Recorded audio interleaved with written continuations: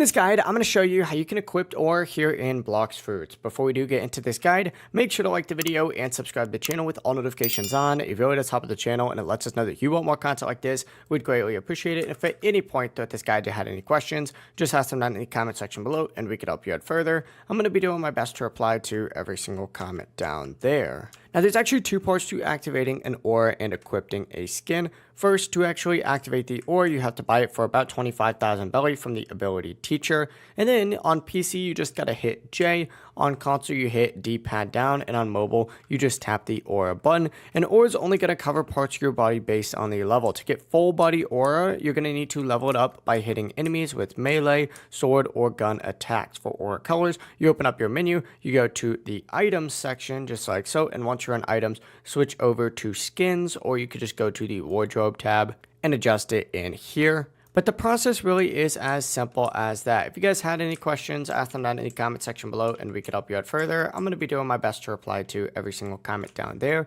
Before you do leave this guide, make sure to like the video and subscribe to the channel with all notifications on. It really does help us out. Let us know that you want more content. Have a great rest of your day though. Peace.